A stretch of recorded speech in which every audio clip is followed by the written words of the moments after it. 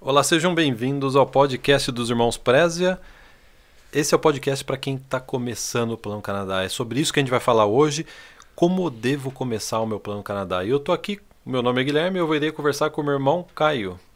Olá, Guilherme, tudo bom? Tudo bem? Como que tá o clima aí em Porto Coquitlam? Aqui, você não...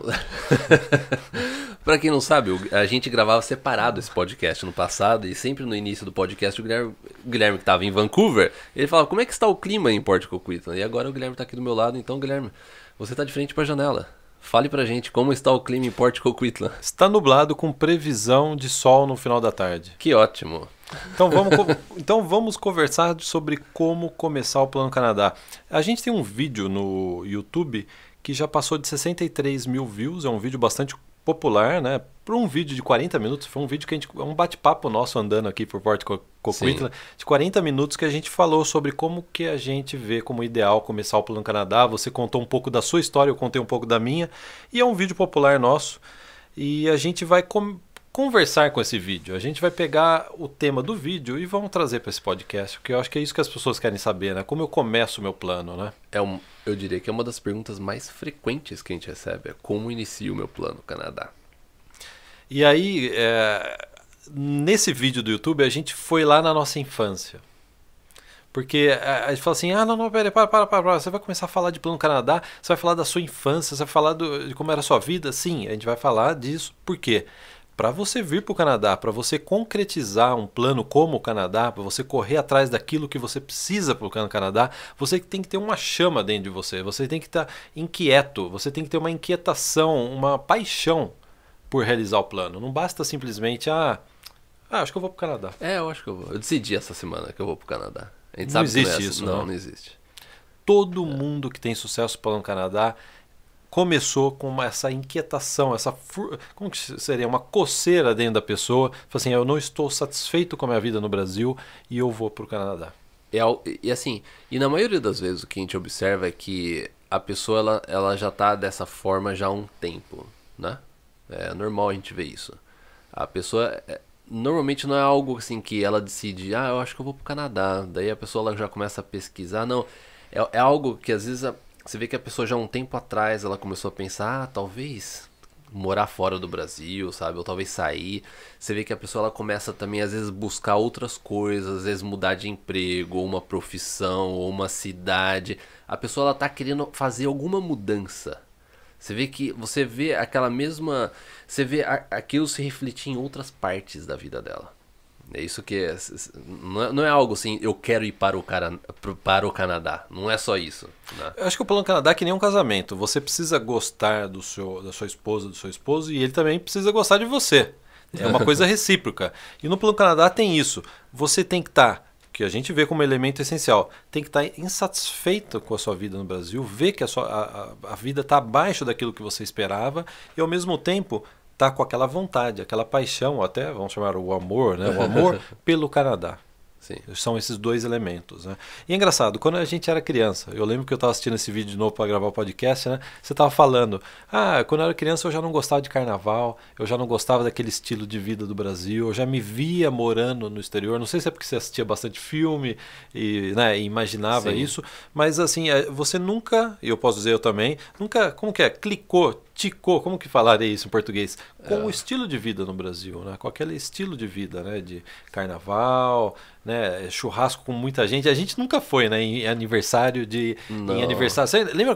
Pra mim era um horror. Naquele aniversário com um monte de O criança. lado social do Brasil. Eu não conseguia correr junto com as 50 crianças do aniversário. Eu ficava sempre fiquei meio isolado. Você também, né? Eu lembro quando eu ia com o aniversário com você, a gente ficava sempre num canto, assim. Né?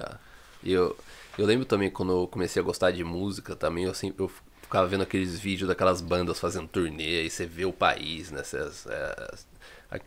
Eu não sei, foi algo assim de muito novo que a gente já ficou meio que outsider, né? Sentiu um outsider no Dentro Brasil. do Brasil, né? Dentro do Brasil, E isso se acentuou incrivelmente a primeira vez que a gente saiu do Brasil. Isso daí Foi chocante. foi isso. chocante. A primeira... Porque década de 90, 1993, não tinha internet. Na nossa casa não tinha TV a cabo. A gente tinha 4 canais, a Globo, a Record, a Bandeirantes, e pegava mal a Cultura. A Cultura pegava também mais ou menos, né? Quando chovia não dava pra assistir. Então as nossas fontes de informação, o que eram? Revistas de turismo.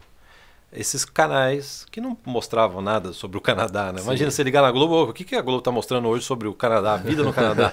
Absolutamente nada, né? Como emigrar para o Canadá? Como emigrar, não tinha isso. E quando eu não lembro de ter assistido nada na minha infância sobre um documentário sobre o Canadá, não estou lembrado. E não tinha internet.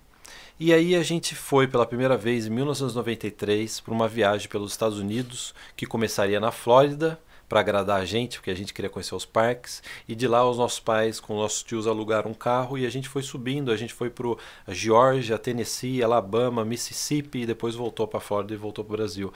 Essa viagem foi um choque de cultura de uma época pré-internet que a gente teve. Foi inesquecível. Antes de gravar esse podcast, a gente estava conversando sobre isso. A gente lembra até o cheiro do primeiro hotel que a gente ficou, né? É impressionante. Tudo era restaurante, cheiro. né? Tudo. É impressionante como foi chocante você sair do Brasil, você chegar nos Estados Unidos e você ver algo completamente diferente daquilo que você sempre viu. Esse choque as pessoas não têm mais. Porque a internet, né, o YouTube, né, a rede social, ela tirou um pouco do encanto, né? De você chegar num outro país pela primeira vez, você sai do... Mas pra gente, eu acho que muita gente hoje em dia não consegue imaginar o que é, como é que é isso. Porque, vamos supor, você tá vindo pra Vancouver. Tem um monte de vídeo sobre Vancouver. Você sabe como é que sai você já sabe como é que sai do aeroporto e vem pra Vancouver. Street View. Já tem o Street View, você pega câmeras do Skytrain, do metrô, você consegue... Então quando você chegar aqui, você vai falar, não, é legal, não sei o que, eu vi isso. Tá? Mas na nossa época, foi assim, foi um choque. Esse choque dificilmente você consegue hoje em dia. De certa forma, o que a gente está dizendo a nossa paixão por querer morar no exterior começou com uma viagem, porque na época era a única forma de você realmente criar essa chama dentro de você, de querer sair do Brasil. Mas como você está dizendo, hoje em dia a internet possibilita a pessoa talvez se apaixonar pelo Canadá, e a gente tem diversos seguidores que a gente percebe que começou a paixão pelo Canadá pela quantidade de vídeo e informação que tem sobre o Canadá no YouTube, por exemplo. Ou agora, a gente teve a oportunidade de ter essa experiência do antes e depois, né? A gente estava no Brasil, foi para os Estados Unidos, viajou, então você sentiu isso. Em 24 horas você tem algo completamente diferente na sua frente. Você está vivenciando, você está num país completamente diferente. E você sentir isso na pele era muito chocante. A internet, eu acho que, às vezes, acho que um problema que às vezes acontece é o fato da informação hoje tá amplamente disponível na internet, às vezes a pessoa ela não consegue dar o valor dessa diferença. Porque é só um vídeo. Entendeu? As pessoas estão se acostumando a ver as coisas e você perde um pouco daquela diferença, mesmo que seja uma diferença gritante do Brasil entre o Canadá e o Brasil. Sim. Né? Sim. Eu acho que a viagem ainda não dá para substituir. E a gente observa, a gente tem catalogado dezenas e dezenas de casos de sucesso na área VIP, no Hall da Fama. E a gente observa que grande parte desses casos de sucesso começaram com uma viagem para o Canadá. Ou uma lua de mel, ou um intercâmbio, ou simplesmente uma viagem de... estou de férias da minha empresa, fui com a minha esposa, nos apaixonamos e agora nós estamos voltando. E às vezes uma viagem dessa é o suficiente, é o combustível, é a inspiração, é a motivação. É a motivação suficiente que a pessoa precisa para ir até o final do plano. Para estudar inglês, ela vai lembrar da viagem. Quanto ela gostou da viagem. Para juntar dinheiro, ela vai olhar para a viagem que ela fez, para como são os bairros que ela visitou no Canadá. E isso às vezes é o suficiente para a pessoa ir até o final do plano. É a mesma coisa, se você pegar duas pessoas, vamos supor que essas pessoas são muito parecidas, iguais aí. Duas pessoas colocam um do lado da outra. Só que uma delas teve a oportunidade de, sei lá, vir para o intercâmbio no Canadá. Veio um mês para o Canadá ou uma semana. E ela voltou ao Brasil, essas pessoas bem parecidas. Essa pessoa que veio para o Canadá, ela tem uma chance muito maior do plano Canadá dar certo. Exatamente. Se fizesse uma experiência científica... Exatamente. Ia dar se você isso, pegasse grupos de estudo e fizesse uma experiência... Se pegasse pessoas, assim... E colocasse... Aqui teve a experiência de morar no Canadá por um período de pelo menos aí 3 dias ou uma semana, aquela pessoa tem uma chance de imigrar para o Canadá muito maior. É verdade. É verdade. Então, só para você ver como, às vezes, o sucesso no Plano Canadá é uma coisa que vai muito mais além daquilo que se a gente ficar só em questão de regra de imigração, perfil de imigração, pontuação, nível de inglês. Não. um emocional, uma motivação, porque aquela pessoa que foi pro Canadá, ela tem uma motivação grande dela, ela teve uma experiência de algo que não sai de dentro dela. É verdade. E às vezes a gente vê que tem pessoas que desistem do Plano Canadá e mandam mensagem pra gente, você vê que tem um sentimento de culpa. Aí eu fracassei, eu não consegui, o outro conseguiu, o outro tem mais foco do que eu, o outro tem mais persistência. Às vezes é só um detalhe desse. Provavelmente, em grande parte das vezes, é porque a pessoa teve uma experiência mais intensa do Canadá. Sim, E falando em experiência intensa do Canadá, a gente falou da primeira vez que a gente saiu do Brasil em 93, e aí teve a nossa primeira vez. A nossa primeira vez pelo Canadá foi em 1997, também numa época ainda que não tinha internet no Brasil. Quer dizer, a gente tinha, mas assim, linha de escada, né? E a gente veio para Vancouver em 97 e olha só como que a gente estava à frente do tempo, né? A gente reservou o hotel em Vancouver pela internet. A gente acessou, na época, pessoal, década de 90, a internet era uma página que demorava para carregar, era só texto, às vezes o texto demorava para carregar, e eram fotos pequenas, porque a foto na época era uma coisa muito pesada para você fazer o download. Sabe como é que era a foto na época? A foto na época era o seguinte, eles pegavam aquelas revistas que tinha de turismo e os cartões postais, eles escaneavam e colocavam na internet. Então daí quando você chegava aqui, pegava e daí você ia lá pegar os flyers, os cartões postais, eram as mesmas fotos que estavam na internet, que eles escanearam. E a gente caiu nessa no hotel que a gente reservou online. Na época não tinha esse negócio de review, de ver review de hotel. Era uma página que o cara escaneou, né? O pessoal do hotel escaneou os flyers do hotel. Então parecia um hotel muito bonito na Robson, né? É um hotel que acho que até já fechou, né? E a gente ficou impressionado, vamos reservar. Nossa mãe mandou um e-mail, a gente fez a reserva. Por fax, né? Por fax, eu não lembro. Foi fax. Eu acho né? que o finalmente do finalmente, formulário você tinha, era foi por fax. Né? Eu achei que Pombo Correio não chegava tão longe, né? Tinha que ser fax. Né? Foi por fax. E aí a gente reservou. A hora que a gente chegou em Vancouver, a gente tomou um susto.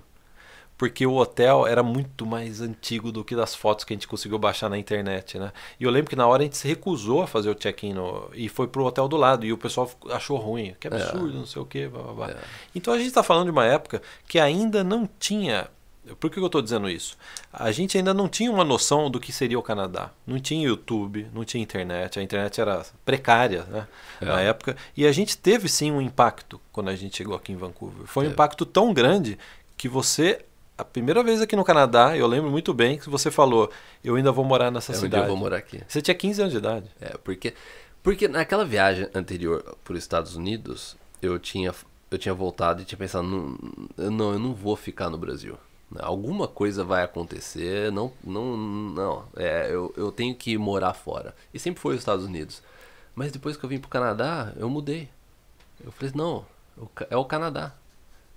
Foi uma identificação muito forte que teve com Vancouver, porque a gente tinha viajado por algumas cidades nos Estados Unidos que eu tinha gostado, até lugares com climas melhores, né, tudo. E mesmo assim, Vancouver foi algo assim que eu falei, não, eu quero morar aqui. E tinha na época também o contexto de que os Estados Unidos tinha sofrido o 11 de setembro, o atentado, e eles estavam restringindo e fechando o acesso, né? A gente até teve 2 amigos que estavam fazendo pós-graduação nos Estados Unidos, tiveram que voltar para o Brasil. Hoje eles são cidadãos americanos, né? Eles conseguiram voltar, né?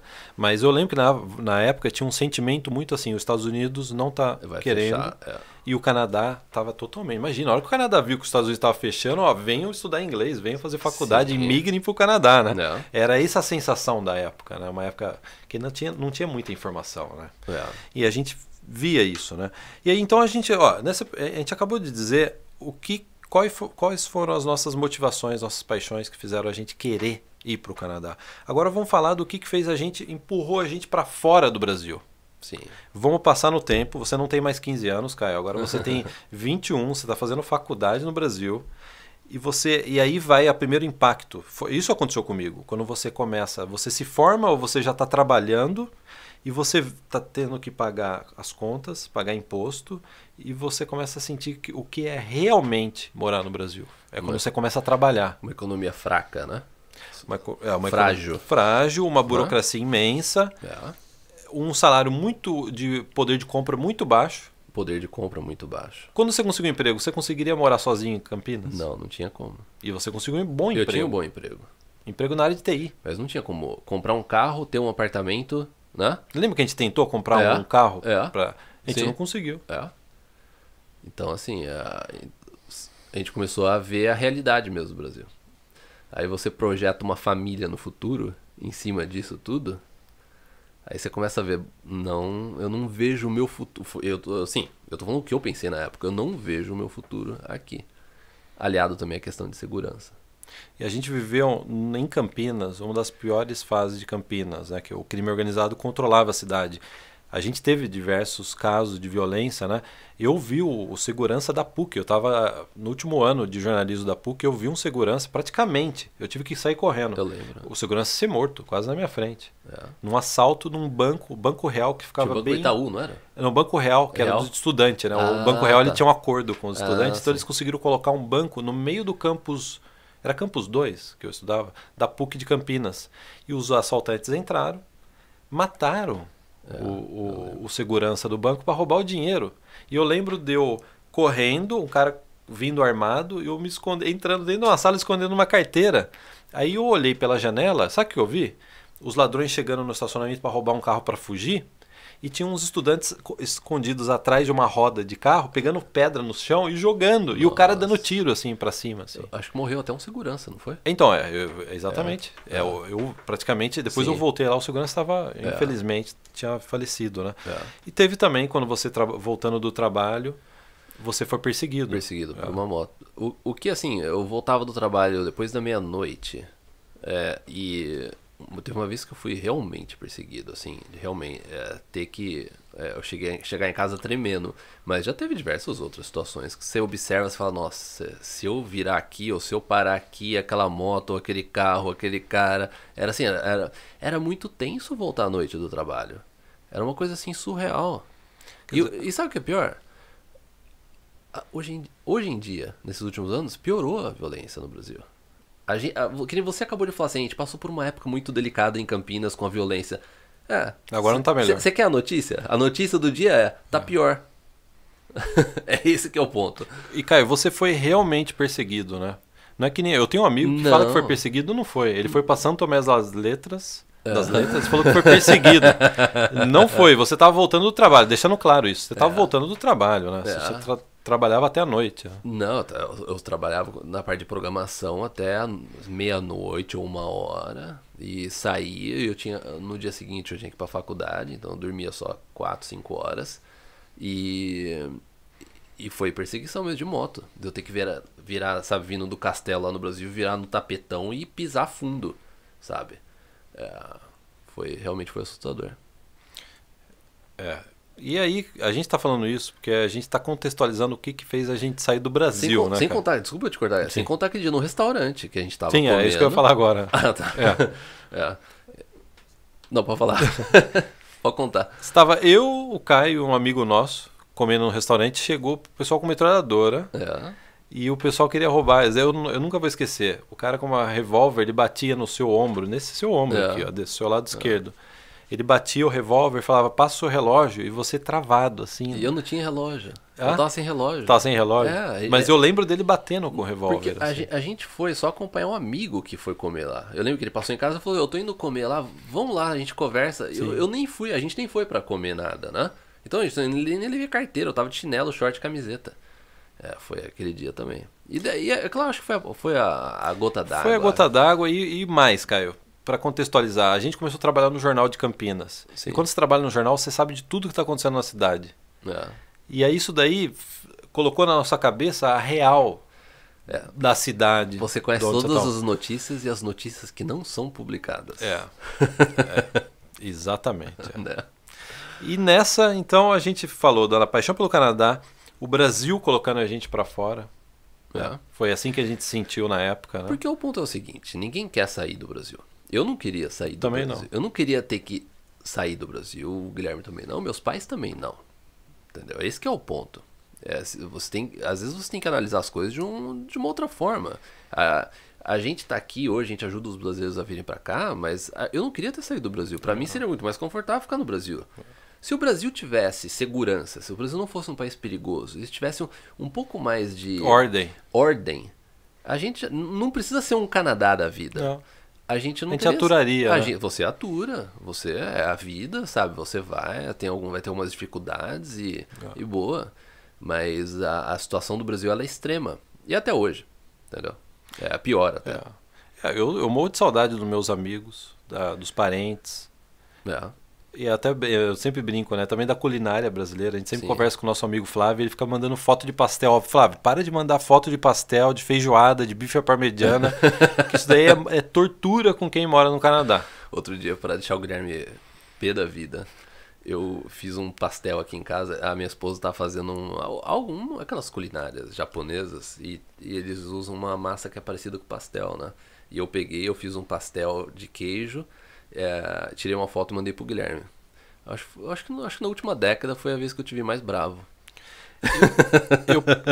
O Guilherme ele saiu dele. Não, eu peguei o celular e joguei no chão. Minha esposa perguntou, por que você tá jogando o celular no chão? Porque o Caio me mandou uma foto de pastel que ele tá comendo lá em Porto Coquito. A última vez que eu comi pastel foi na Alemanha em 2009.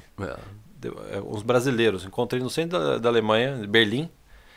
Foi a última vez, vai fazer 10 anos que eu não como pastel. Mas eu já falei pra você, eu me comprometo agora, mês que vem eu faço pastel pra você. Então a gente vai fazer a live do pastel. Já que o Caio se comprometeu, a gente vai fazer uma live do pastel que eu ao vivo vou comer o pastel. Verdade, é uma boa, hein? Live no Instagram, live do pastel. Então, já que a gente tá combinando isso, eu gosto de pastel de queijo, mas não quando o queijo fica no fundo do pastel. Eu gosto quando derrete e fica em toda a parede. Se você começar a ficar muito exigente, não vai ter pastel. Tá bom, pode fazer o que der. Pastel de ar, né? Pode ser qualquer pastel. Eu tava brincando. Só a massa frita. Pode ser tá com queijo no fundo, derretido num canto, não tem problema. Então a gente acabou de falar, isso daí também está no nosso vídeo, aí como começar o Plano Canadá do zero. E a gente teve que começar o planejamento. E aí que vai a questão. Vamos agora falar mais sério agora, né? Planejamento. É muito comum você começar o Plano Canadá, primeiro descrente. Você está descrente, você não tenho chance. Eu vi aí que tem pouca gente migrando para o Canadá, eu vi que precisa saber inglês, eu vi que precisa de dinheiro, e a pessoa já joga a toalha. Eu acho que a maior parte das pessoas que desistem são desistências silenciosas, que a gente nunca vai ficar sabendo. Sim. Porque eu acho que é o primeiro reaction que a pessoa tem, né? A pessoa começa a pesquisar, fala assim, não, eu não tenho dinheiro, não, eu não tenho ponto, não, eu não tenho inglês, não, eu não tenho um curso superior, não, eu não tenho isso. Então, normalmente, o first reaction da pessoa quando ela começa a pesquisar a respeito do Canadá, não tenho chance. Sabe o que é triste? Que às vezes a gente recebe mensagem de pessoas que já estão dizendo que estão desistindo e a pessoa tem, vamos supor, 25 anos. O Canadá não é para mim. E tem uma vida pela frente, né? Ou mesmo 35 anos. Ou quantas pessoas a gente já viu também de 40 anos que decidiram começar o Plano Canadá e foram até o final? Diversas pessoas. Então não é uma questão de idade também, é uma questão de atitude, né? Mas assim, a reação mais normal é quando a pessoa entra nesse universo do Plano Canadá e começa a ver informações no YouTube, nas redes sociais, é de que, poxa, não é tão simples migrar para o Canadá. Até o pessoal fala, vocês ficam falando de migrar para o Canadá, mas não é tão simples. Se fosse simples, a gente não precisaria ter colocado mais de 500 vídeos no YouTube. Se fosse simples, a gente não teria gravado 3 podcasts hoje em pleno feriado. Em pleno feriado. A gente está gravando no feriado isso aqui, né? Então, a primeira reação é essa. É um excesso de informações, porque o Canadá tem diversas formas de você imigrar. Isso daí confunde muito a cabeça da pessoa. Eu tenho a imigração federal, mas se eu for para o Canadá, eu faço uma faculdade. Cada província tem o seu processo de imigração e cada processo provincial há categorias específicas. Isso daí, esse excesso de informação, parece que confunde a cabeça da pessoa, e quando você tem um excesso de informação, você meio que... É que nem o meu computador é assim, você começa a ter excesso de informação, ele trava. Ele não para de funcionar. E as pessoas são assim também, a gente é assim, né? É uma armadilha, porque na maioria das vezes, quando você não está fazendo algo que está te levando a alguma coisa, ou você está só procrastinando, a procrastinação nada mais é do que é um sintoma de que você não sabe o que você deve fazer na sequência. Então, às vezes você acha que você está pesquisando bastante a respeito de processo, é isso, aquilo, só que você fica tão confuso que isso bloqueia você de dar o próximo passo. Né? Às vezes você acha que está fazendo muito, mas na verdade aquilo só está te bloqueando. Está te ajudando a criar um bloqueio cada vez maior. Né? Então então a mensagem para você que está assistindo, você que está começando o Plano Canadá. Sim, há diversas coisas que você precisa fazer, mas existem coisas que são essenciais. A gente cobre esse assunto do Plano Canadá há 15 anos. E a gente vê a todo momento mudando regra, mudando requerimento, novos programas surgindo. Mas há algo aí que nunca vai mudar. Então vamos falar do que nunca vai mudar, que a pessoa já pode focar agora e não precisa se sobrecarregar de tudo, de todas as tarefas. É. Então vamos lá. Vai parecer óbvio, mas é só nisso que você precisa se focar. A gente vai expandir nisso. A gente vai expandir, fique né? com a gente. Então, ó, o que você precisa? Foi o que você teve que fazer, juntar dinheiro para vir para o Canadá. Dinheiro para tudo na vida, não é verdade? Felizmente ou infelizmente, precisa de dinheiro. E 2, inglês. Ou francês, caso você tenha um perfil específico e você queira, por exemplo, fazer uma faculdade em Quebec ou mesmo imigrar pela província de Quebec. Mas de uma forma geral é inglês e dinheiro e mais um terceiro elemento, Caio. Qual é o terceiro elemento? Paciência. Aí que paciência. Tá. Dinheiro, inglês e paciência. A gente poderia dizer que mais de 90% das desistências no Plano Canadá, o Plano Canadá, planos que não dão certo, eles vão cair em uma dessas três, ou as três, uma combinação desses três requerimentos: inglês, idioma e o financeiro. Inglês, idioma e financeiro, não. O inglês, a paciência. A paciência.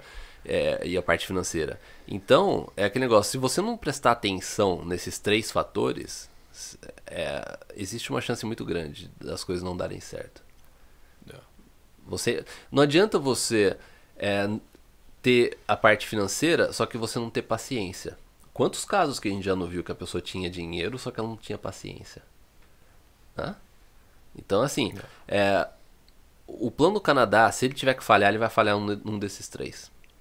Entendeu? Ou na combinação dos 3. O Plano do Canadá não vai falhar porque você não sabe as regras de imigração. Eu acho que isso é um grande misunderstanding, um mito de que eu não imigrei para o Canadá porque eu não tinha o perfil no momento, ou eu não entendi as regras de imigração. Isso daí é um mito, é uma desculpa, porque na verdade a pessoa não teve paciência. Né? É porque as regras sempre vão mudar. A gente sempre fala isso. As regras estão mudando, sim. Elas estão mudando e sempre vão mudar. Sempre vão mudar. Por que as regras de imigração mudam? Porque boa parte da imigração canadense, no caso a imigração econômica, ela é baseada no quê? Na economia. E a economia muda. As empresas mudam. As profissões mudam. Os requerimentos de determinados profissionais mudam. E a imigração, obviamente, tem que atender essa demanda econômica. A gente está vendo isso na imigração canadense. Surgir programas, principalmente programas pilotos, que focam em determinadas tendências hoje profissionais. Por exemplo, a área de TI. Por exemplo, a gente tem um programa aqui na província de British Columbia, a área de TI, e agora a província de Ontário, que é a maior província do Canadá, também. A gente também vai ter um programa piloto para profissionais da área de TI. Então, a imigração sempre vai mudar. O que você não pode mudar não deixe de ter a paciência que a gente estava falando. Dentro de paciência tem a persistência, sem entrar nisso, né? Mas você tem que persistir com ações, você tem ações, você tem que persistir nisso. E você não pode, é o mais importante. Toda pergunta que a gente lê e fala assim, às vezes está faltando esse elemento, qual é o seu nível de inglês? Você já está estudando inglês? Porque o negócio é o seguinte, na minha época, na sua época que a gente veio para cá, era mais difícil estudar inglês. O inglês é a etapa mais difícil do Plano Canadá. Sem dúvida nenhuma. Aprender um outro idioma é a parte mais difícil. Tanto é que a gente viu um monte de gente indo para Portugal agora. Né? Eu não quero aprender outro idioma, eu vou para Portugal. Aí o Portugal encheu, o pessoal já está voltando para o Brasil. Porque a economia do Portugal não dá para... Não segura, né? Não segura, e não dá para competir com uma economia igual a do Canadá. O Canadá é um país riquíssimo, né? Então você tem exatamente esse elemento, né? É que negócio. O inglês em si... A gente comentou já num podcast anterior, ou 2 podcasts atrás, que quando eu vim para o Canadá, eu não estudei inglês no Brasil. Eu deixei para fazer intercâmbio aqui. O Guilherme também.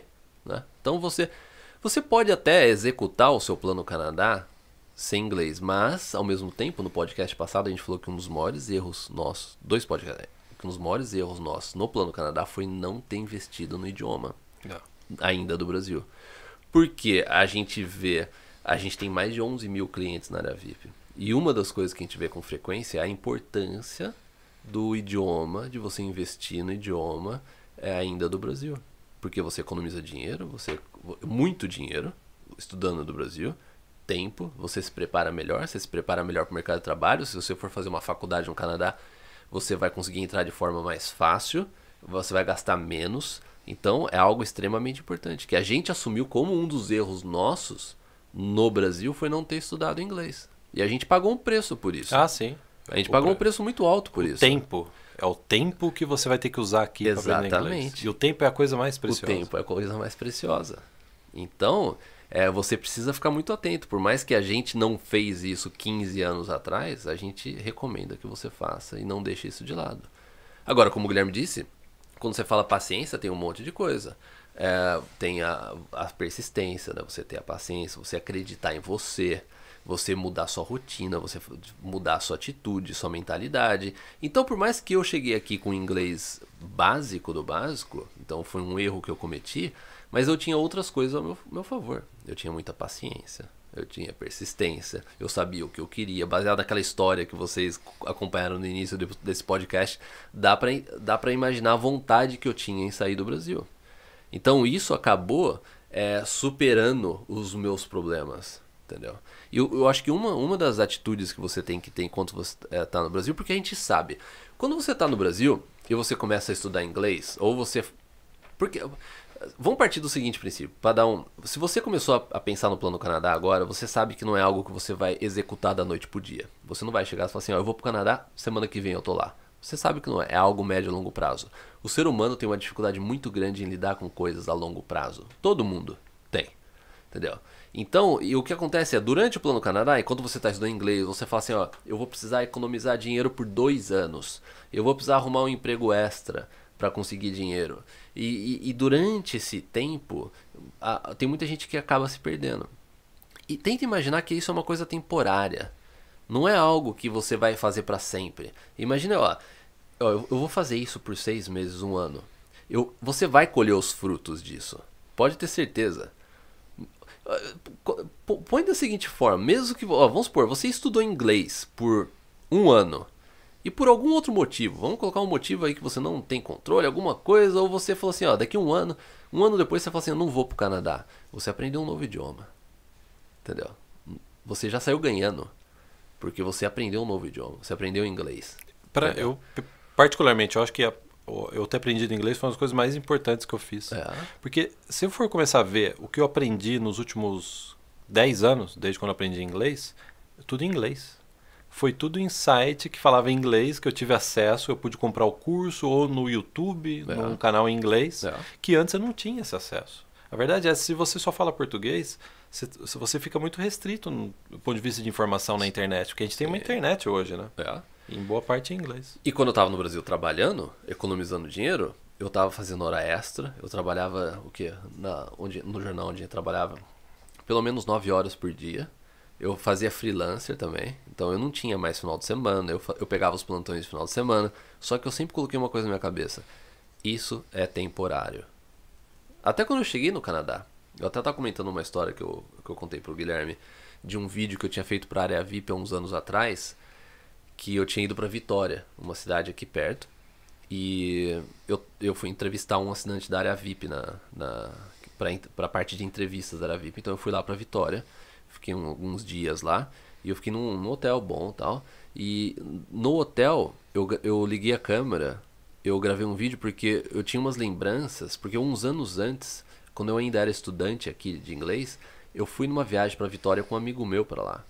E eu não tinha nem dinheiro para ficar em albergue. E a gente acabou dormindo na rua. E anos depois Não é perigoso? Não foi perigoso? Não. Não, era no Canadá. E anos depois eu tava lá em Vitória de volta, no hotel, que na verdade eu dormi perto, É isso que eu ia perguntar, cara, eu quero mais detalhes. Onde você dormiu na rua? Até pra quem quiser dormir na rua em Vitória.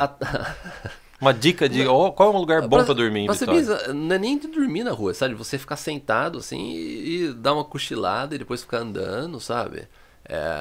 Atrás do hotel, lá perto do hotel, sabe? Naquela parte do centro de Vitória. E daí eu gravei um vídeo pro pessoal da área VIP, porque deu aquele flashback. Eu falei assim, alguns anos atrás eu tava aqui quebrado, sem dinheiro pra nada, quando eu cheguei no Canadá. Isso foi em 2005, aquela viagem. E hoje as coisas estão completamente diferentes. Eu tô aqui hoje entrevistando um dos clientes nossos.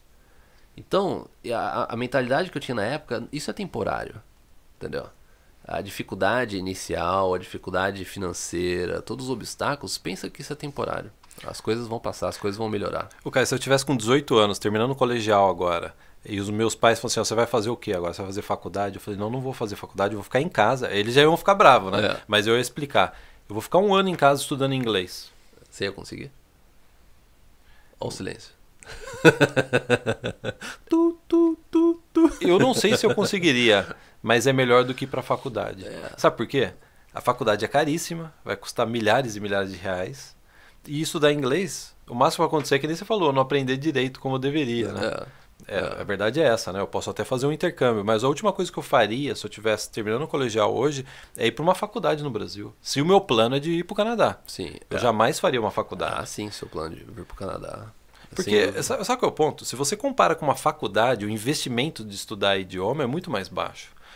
Essa é a notícia ruim e a notícia boa. A notícia ruim é o inglês é o principal obstáculo para você iniciar e realmente concretizar o Plano Canadá. Mas, por outro lado, a notícia boa é que é um investimento razoável. Todo mundo tem acesso hoje em dia a aprender inglês, né? Por causa de cursos online, você pode estudar pela internet, você pode estudar no YouTube, né? Em sites gratuitos, né? Então tem esse lado bom. Se você for comparar com uma faculdade, às vezes eu vejo que as pessoas ainda estão assim, né? De pensar, não, eu vou fazer uma faculdade. Nem pensa muito, né? Meus pais querem que eu faça faculdade. E inglês passa a ser um grande obstáculo, sendo que inglês é muito mais acessível você aprender inglês hoje em dia. É que nem você falou, se você aprende inglês, diversas portas vão abrir para você. Inclusive, sabe o quê? Se você sabe inglês, você pode arrumar uma namorada no Canadá. Não é verdade? Porque sem inglês, no girl, no job, no college, no immigration. Sem inglês, você não tem nada. É a base mesmo do Plano Canadá. Ou no boy, né? No caso, no boy. A base, realmente, a importância do idioma é fundamental. Então, você precisa começar a investir nisso o quanto antes, né? E agora vamos falar de emprego. Porque se a pessoa vem para o Canadá, agora vamos colocar o seguinte perfil. É um perfil muito comum. Uma boa parte, vou dizer praticamente metade, vamos arredondar os números, metade das pessoas que estão imigrando recentemente na área VIP estão fazendo faculdade aqui. Vieram fazer faculdade porque viram que não tinha chance no Brasil, não tinha pontuação, avaliaram o perfil e falaram assim, a gente precisa... É aquele velho podcast nosso de dezembro de 2014 que a gente falou como triplicar suas chances de imigração. E nesse podcast a gente fala que venha fazer faculdade se você não tem chance de migrar para o Brasil. Então a gente tem uma boa parte dentro da área VIP de pessoas que vieram fazer faculdade. E aí vai o grande desafio dessa pessoa. Essa pessoa ela vai ter que conseguir um emprego, não é? Não só para pagar as contas, mas também ou para conseguir aquela experiência canadense de um ano, ou mesmo para conseguir uma oferta de emprego e poder imigrar para o Canadá. Fazendo um resumo da ópera, né? E aí a gente vê que existe um grande obstáculo de conseguir emprego no Canadá. Às vezes a pessoa já fala inglês, já aprendeu inglês, e a gente recebe esse tipo de mensagem. Eu estou tendo dificuldade de conseguir emprego no Canadá. Segura esse pensamento. Agora, só um ponto, linkando como você falou de faculdade no Canadá, até para as pessoas se conectarem, a gente tentar esclarecer um pouco esse ponto. Você falou assim que tem muita gente que está fazendo faculdade no Canadá pelo fato de elas perceberam que elas não têm a pontuação suficiente. Tem esse grupo, sim. Só que tem um outro grupo também. Que aí, isso vai, eu acho que chama atenção para os jovens, para as pessoas mais jovens. Jovem. Sabe por quê? Você tem esse grupo que realmente tá vendo a faculdade no Canadá como a última alternativa para ter ponto extra para conseguir emigrar, né? Essas pessoas acima, né? Difícil colocar uma faixa etária, mas acima de 35 anos, 38, né? E daí vai indo. E você tem aquelas pessoas que falam assim, ó, você quer saber? O meu plano no Canadá ele tem que dar certo. Eu vou fazer de tudo para dar certo. Eu sei que fazendo faculdade no Canadá vai me ajudar muito. Então, você quer saber? Eu vou fazer faculdade no Canadá. Porque eu não quero que meu plano no Canadá dê errado. Você quer apostar em tudo, você quer dar o máximo. Você falou assim, ó, eu vou dar o máximo para fazer o meu plano no Canadá dar certo. Não vou ficar aqui do Brasil esperando. Não importa que daqui tantos meses eu consiga talvez ter uma pontuação no Express Entry. Quantos casos a gente não viu, Guilherme, recentemente, pelo menos assim, no último ano, de pessoas que estavam com já matrícula feita em college no Canadá e por algum motivo a pessoa também, paralelamente, ela estava no Express Entry. E conseguiu imigrar. Ela conseguiu imigrar e cancelou a matrícula. E imigrou. Você não é fã desse tipo de perfil? Eu sou fã desse tipo de pessoa. Eu também. Você vê que a pessoa, ela tá realmente aquele negócio, ó, eu não vou ficar no Brasil. O que precisa? Eu vou fazer isso? Eu vou economizar dinheiro? Eu vou ficar um ano aqui economizando dinheiro? Eu vou fazer faculdade no Canadá? Ah, mas você... Vou fazer tudo. Eu vou fazer tudo. Exatamente, eu vou fazer tudo. Tudo que for preciso pra fazer isso dar certo. São essas pessoas que conseguem executar o plano no Canadá. É aquela pessoa que ela vai pra tudo quanto é lado. Entendeu? Então agora... Então, e aí a pessoa vem pro Canadá. Vem pro Canadá. Vamos pegar esse perfil que veio pro Canadá, veio fazer faculdade aqui, e aí tem o obstáculo do emprego. A gente vê isso, né? O obstáculo do emprego. A pessoa Sim. vem para cá e não consegue, às vezes, conseguir emprego de forma rápida. Como a gente também vê muitos casos de pessoas, daí é um relato comum na área VIP, frequente na VIP. A pessoa chega e a gente vamos fazer os recordes. Essa semana a gente teve um recorde. Qual né? é o recorde? Essa, lembra? Quantos dias? A pessoa até colocou, essa vai ser a timeline mais rápida da área VIP. Ele falou assim, eu cheguei em Winnipeg, ó, eu não lembro das datas exatas. Eu cheguei em Winnipeg, vamos supor, 10 de abril, 14 de abril comecei a mandar currículo, dia 15 de abril fui chamado para entrevista, e dia 16 de abril eu estava contratado. E daí nos comentários ele falou assim, ó, eu ainda tô participando de mais entrevistas e talvez eu consiga um segundo emprego. Só faltou, 17 de abril eu casei, dia 18 nasceu o meu filho. Hã? 19 eu separei. Não, aí aí já não. Nasceu o segundo filho. No dia 18 nasceu o primeiro, 19 nasceu o segundo. Foi essa semana. Não deu, que a natureza não permite, senão ele faria isso também, né? Já adiantaria tudo, já tá no embalo. Tá no embalo já. Rotação no vermelho, né? Eu adoro, eu sou fã desse tipo de perfil. Eu sei, o Guilherme é fã. E aí o que acontece? Que a gente vê as pessoas que conseguem emprego rápido aqui. A gente tem acesso a um banco de dados enorme. Na Área VIP são mais de 11 mil clientes, centenas de pessoas já estão no Canadá. Quem quiser saber mais sobre a Área VIP, vai em irmãospreza.com/área VIP. A gente abre pouquíssimas vezes inscrições no ano. É o melhor investimento que você pode fazer no seu plano Canadá. E a gente vê muito com uma certa frequência a pessoa conseguir um emprego rápido. E a gente vê que são pessoas qualificadas, geralmente é pessoa que já tem faculdade no Brasil, já tem experiência de trabalho no Brasil, muitas já são pós-graduadas, vieram fazer college e decidiram dar vários passos para trás. Sabe que nem o Michael Jackson? Sim, Moonwalk do plano Canadá, né? Dá vários passos para trás e falou assim, eu vou começar de um emprego simples. Vou pegar um emprego simples porque eu já vou começar a pagar minhas contas agora, eu não quero ficar tirando da minha poupança que eu trouxe do Brasil, eu vou começar a trabalhar, eu já pago as contas aqui. E como que elas conseguem isso? É muito simples, uma palavra só, humildade. A pessoa ela fala assim, não importa o emprego, não importa se é numa cafeteria, numa loja, de estoque de loja, numa loja de materiais, construção, né? Não interessa onde. Eu vou começar a trabalhar, não importa que eu sou qualificado. E essas são as pessoas que a gente vê tendo sucesso com mais facilidade. Porque o que está por trás disso? Você fala assim, tudo bem, pagou a conta, ótimo. Mas ela não está se denegrindo em colocar no currículo que eu sou um engenheiro que começou a trabalhar numa loja? Não está. Porque o canadense adora ver uma pessoa aplicando para uma vaga, geralmente, principalmente quando você for aplicar para um segundo emprego aqui no Canadá, ou um terceiro emprego, ele vê que você chegou aqui, você arregaçou a manga, mesmo super qualificado, você falou assim, não interessa, eu pego esse trabalho, eu tô aqui para recomeçar a minha vida. Essa atitude proativa, positiva e humilde, o canadense adora isso, né? E sabe por quê também? A maioria das pessoas que vão estar te entrevistando, ou elas são imigrantes, ou são filhos de imigrantes, ou o melhor amigo ou melhor amiga é imigrante. Então essas pessoas elas se conectam com esse tipo de história. É esse que é o ponto. As pessoas se conectam com isso. A gente tem até, você até lembrou de uma entrevista da área VIP que a gente tem, né? Com um amigo nosso, o Rafael, que ele foi numa entrevista de emprego e ele falou assim, ó, quando eu cheguei eu sou um imigrante, quando eu cheguei no Canadá, eu fui numa entrevista e a pessoa, ela falou assim, ó, eu vou te dar uma chance, porque eu era imigrante, né? Eu vou te dar uma chance, e ele falou assim, eu vou fazer isso com você agora. Você é imigrante, você tá chegando aqui, eu vou te dar também essa oportunidade. Porque me deram essa chance no passado. Porque me deram essa chance no passado. É uma corrente do bem, é muito comum ver isso aqui, né? É muito comum você ser entrevistado por um imigrante. Então a partir do momento que você quebra esse bloqueio de deixar, né, o orgulho de lado, de falar assim, não, eu vou começar, eu vou dar um passo para trás. Porque às vezes é algo assim, às vezes temporário, realmente. Não é às vezes, né? A maior parte das vezes é temporário. Você está usando aquilo lá é um degrau para você se estabilizar, para você começar a se preparar melhor, para você dar aquela respirada. Às vezes no plano Canadá, às vezes um emprego mais simples, ele te ajuda a você dar aquela respirada para continuar. Entendeu? Então é importante isso. Por exemplo, a minha esposa, né? Ela veio para o Canadá, ela desceu num aviãozinho, sabe esses hidroavião, numa ilha que chama Salt Spring Island, 10 mil habitantes, inverno. O avião desceu, uma caminhonete do emprego dela buscou ela foi trabalhar num restaurante.